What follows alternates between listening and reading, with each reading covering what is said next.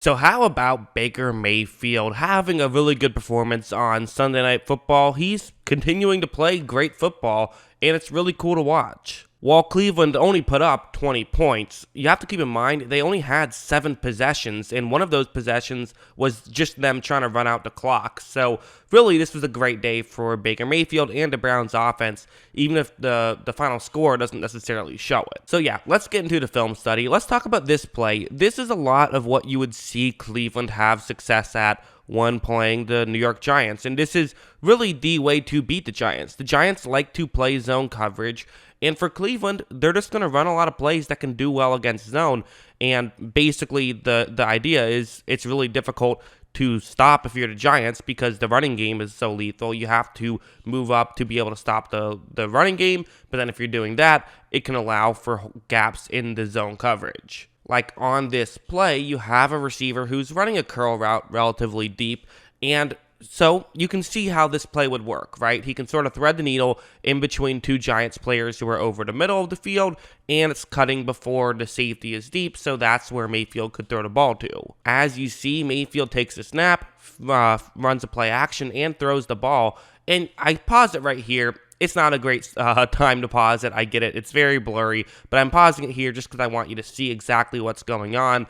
The two black circles, those are the two Giants players over the middle of the field that I'm talking about. Mayfield could easily throw it in between them because there was enough space, and there's enough space between the Cleveland receiver and the Giants safety. So this is a relatively easy throw for Mayfield to make. But it's also a perfect throw, and it results in a big completion. So, little bit easy for Mayfield. It was a good play call, good system to beat the Giants defense, but at the same time, Mayfield was making throws exactly where he had to, and he was putting balls where he had to put them. Now, I gotta be honest, there was some bad Giants defensive plays in this one, which is interesting because usually the Giants defense plays pretty well. I thought this is one of their worst games, quite frankly. Now, part of this is they were just missing their top 2 defensive backs, so that's a clear issue, and I thought that there were some miscommunication plays and just guys not understanding their assignments in a big way.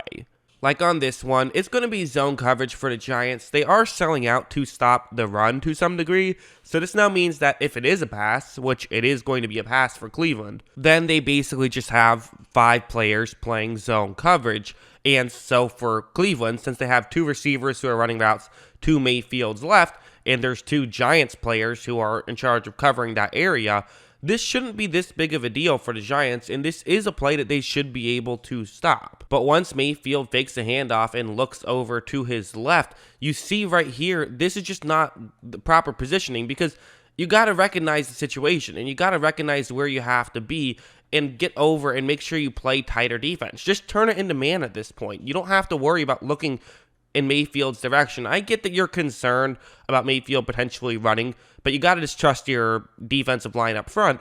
But on the flip side, I think for Cleveland, this is a good job by them. This is a good job by Cleveland for, putting someone in that position to make the mistake. So I can sit here and criticize the decision, but it is, fair, I think, that if he does turn his back and make sure that, he's covering Baker's throwing option, well, now Baker has a passing option. So that is a very real thing, and give credit to Cleveland for kind of putting him in a no-win situation.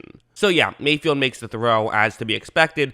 It was wide open. So I do criticize the Giants to some degree, but also I give credit to Cleveland for putting the Giants in that situation. Football's the only sport I can think of where if someone does well, then people will say, well, it was because the defense was bad. There's really not another sport like that, right? Like in baseball, if there's a pitch right down the middle that gets hit for a home run, people still give the batter credit.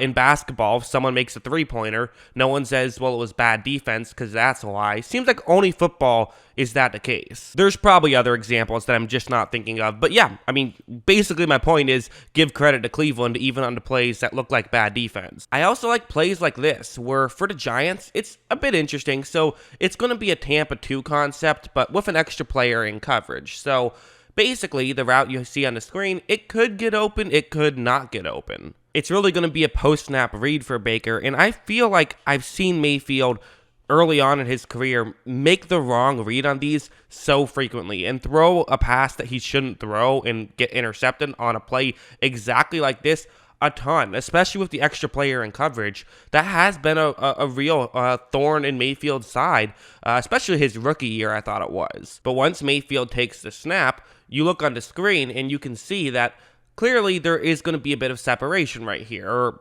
there's going to be a throwing lane is what I mean to say. So Mayfield can make this throw, which is good. The issue is, if you look at Mayfield, that's not his first read on this play. So Mayfield looking off, which is partially why there is going to be a gap to his right. And maybe he's doing this intentionally. I don't really know. It's hard to know if I give him credit for, looking someone off or if he just legitimately had another read. I think that was probably the case. He just had another read, but maybe it's just a good play by him. Regardless, he's going to have to then get on to the read that I showed you earlier that's going to get open and then make a split-second decision. And these are difficult for any quarterback to make. But when he looks over, he sees an opening, fires, gets a big completion. Great job by Baker. And that's the thing is, for Mayfield, I feel like early on in his career, basically his entire career, he's been good at pre-snap reads. It's been post-snap reads that have been a real issue for him, but he's making good post-snap reads now, which is cool to see.